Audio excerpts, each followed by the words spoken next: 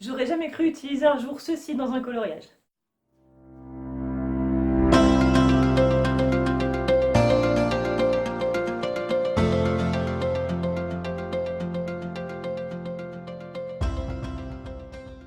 Hello tout le monde, j'espère que vous allez bien. Moi je suis super contente de vous retrouver aujourd'hui dans une nouvelle vidéo. Dans la vidéo d'aujourd'hui, on va parler fond et on va parler fond un petit peu particulier puisque on va utiliser du film étirable pour faire un fond dans un coloriage. J'avais déjà fait ce type de fond, je vous l'avais montré dans ma dernière vidéo coloriage terminé. J'avais fait ça donc sur l'espèce de petit scarabée sur la première page du livre Daydreams de Anna Carlson. Je vous mettrai le lien de la vidéo en barre d'infos si vous voulez aller voir. Du coup, c'était sur une toute petite surface et vous aviez été nombreux à me dire que vous voudriez bien voir un tuto sur la manière dont j'ai réalisé ce fond. Du coup, c'est ce que j'ai fait sur une surface plus grande et sur un coloriage entier pour que ça soit plus clair pour vous et pour que vous puissiez vraiment voir le rendu final. Cette technique, je ne l'ai pas inventée, je l'ai prise, je l'ai piquée sur la chaîne de Kirsty Art. Alors Kirsty Partridge, bref, je ne sais pas. Je vous mettrai le lien de sa chaîne en barre d'infos. Elle fait des vidéos vraiment super, elle c'est une vraie artiste. Elle peint, elle dessine, elle utilise tout un tas de matériel, que ce soit crayon, aquarelle, acrylique, tout ce que vous voulez. Elle est vraiment super douée, elle fait plein de choses et elle fait surtout plein de tutos. Donc là, c'était une vidéo où elle montrait différentes techniques utilisables à l'aquarelle. Donc il y a plein de choses et moi, celle qui m'a tapé dans l'œil, c'était vraiment cette technique du film étirable. Joanne Ocolo en avait aussi parlé dans une de ses vidéos il n'y a pas très longtemps, assez vite après en fait la vidéo de Kirsty. Et voilà, du coup, si vous voulez aller voir un petit peu en français une vidéo du même genre que celle de Kirsty, ça peut être sympa aussi pour vous. Donc, je vous mettrai les deux liens des chaînes en barre d'infos si vous voulez aller voir. C'est un fond qui est facile à réaliser, qui est surtout très rapide. Franchement, enfin, là, vous allez voir dans la vidéo, c'est pas du tout accéléré. Je crois que ça m'a pris 9 minutes. Enfin, voilà, c'est hyper rapide et c'est ça qui est bien parce que voilà, ça permet de faire quelque chose de vite fait. Alors, avant de réaliser ce fond, moi, j'ai d'abord mis une couche de gesso sur la totalité de mon coloriage. Je vous mets le lien en barre d'infos de la vidéo sur l'application du gesso si vous voulez aller voir. Et par-dessus le gesso, j'ai mis du drawing gum. Donc c'est celui de la marque Le Franc-Bourgeois. Je vous le dis tant que j'y pense, on peut très bien mettre le drawing gum par-dessus du gesso, ça fonctionne hyper bien et ça n'arrache pas le gesso quand on l'enlève. Donc c'est bon à savoir. Voilà, du coup c'est quelque chose que je referai. Bref, donc tout ça, je vous en parle dans les vidéos précédentes. J'ai pas filmé l'application du gesso du drawing gum parce que c'est des choses que j'ai déjà faites. Donc je ne voyais pas l'intérêt de vous montrer tout ça en vidéo. Au niveau du matériel pour réaliser ce fond, donc il faut du film étirable. Donc vous savez, c'est le film transparent là que bon, on a tous, hein, je pense, dans la cuisine. C'est le truc en plastique qui est hyper chiant à déchirer et à étaler. Donc il vous faut du film étirable de n'importe quelle marque. Moi, c'est la marque, je ne sais même pas, Albal. Je- Voilà. Bref, donc un rouleau de film étirable. Il vous faut aussi de l'aquarelle. Donc moi j'utilise dans cette vidéo la palette d'aquarelle Soné que j'ai vue sur la chaîne de Joanne Colo qui est vraiment super bien. Évidemment, vous utilisez l'aquarelle que vous avez à la maison. Si vous avez de l'aquarelle de n'importe quelle marque, de l'aquarelle de Action, de l'aquarelle de Carrefour, de l'aquarelle Le Franc-Bourgeois, bref, toutes fonctionnent. C'est juste que moi j'ai utilisé celle-ci. Et j'ai utilisé un pinceau, donc moi j'ai choisi un pinceau comme ça. Évidemment, si vous avez des pinceaux à réservoir d'eau, enfin n'importe quel type de pinceau, ça fonctionne aussi, puisque là en fait, il n'y a pas tant de technique pour appliquer l'aquarelle, c'est vraiment juste pour poser l'eau et la couleur sur le papier. Donc vous allez voir qu'il n'y a pas besoin d'avoir un pinceau spécifique, n'importe quel pinceau fonctionne pour cette technique-là. Le livre que j'ai utilisé, c'est le livre Daydreams de Anna Carlson.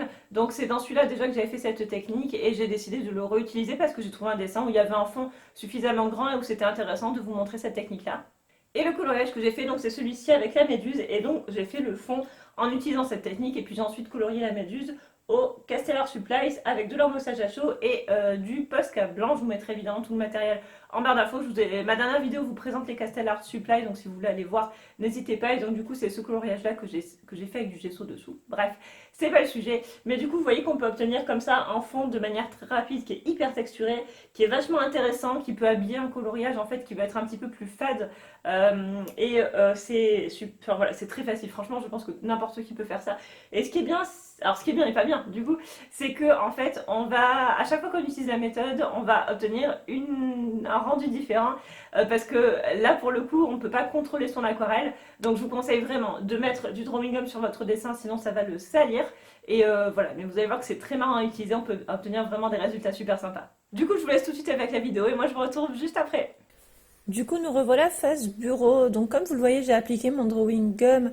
J'avais mis du gesso avant sur la totalité de mon coloriage. Donc, j'ai mis les vidéos en barre d'infos hein, de là où je vous explique comment j'applique le gesso et le drawing gum pour pas que ça vous... Voilà, si vous voulez aller voir, je voulais pas vous le remontrer, que ça soit pas trop répétitif. Et du coup...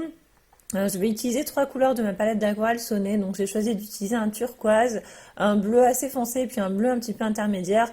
Et en fait, je vais appliquer ces couleurs en alternance. Donc vous allez voir l'application de l'aquarelle, c'est hyper facile. Là, il n'y a vraiment pas besoin de réfléchir. Je prends mon pinceau, je choisis la couleur et je l'applique sur mon papier tout simplement. En quantité plus ou moins importante selon l'effet que vous voulez obtenir. Si vous voulez quelque chose de très très pigmenté, vous allez pouvoir appliquer plus de couleurs. Si vous voulez quelque chose de moins pigmenté, vous en appliquez moins tout simplement. Et vous l'appliquez où vous voulez. Donc moi j'ai choisi d'alterner entre ces trois couleurs pour avoir un fond en fait qui va pas être d'une seule couleur, mais bien sûr qu'on peut le faire avec une seule couleur, avec beaucoup plus de couleurs. Ça c'est vraiment à votre convenance. C'est une méthode par contre où il faut quand même utiliser relativement suffisamment d'eau pour pouvoir ensuite obtenir l'effet marbré grâce au papier, enfin grâce au film étirable. Donc attention au papier que vous choisissez. Donc choisissez bien soit un papier de très bonne qualité comme les Anna Carlson, comme je sais pas moi les Johanna Basford mais version anglaise ou version américaine, ou alors choisissez un coloriage uniquement recto, ou encore vous pouvez vous pouvez utiliser du gesso qui permet vraiment de protéger votre papier. Donc voilà, je préfère vous prévenir que vous ne vous retrouvez pas avec un papier complètement transpercé. Mais voilà, donc du coup là je vous accélère un petit peu l'aquarelle, enfin la mise en place de l'aquarelle parce que c'est pas forcément le plus intéressant, mais vous allez voir c'est hyper facile, j'ai pas forcément réfléchi, j'ai posé mes couleurs avec suffisamment d'eau et voilà, moi je voulais quelque chose d'assez pigmenté donc j'ai préféré mettre suffisamment de couleurs, voire des fois plusieurs couches jusqu'à obtenir ce qui me convenait le mieux.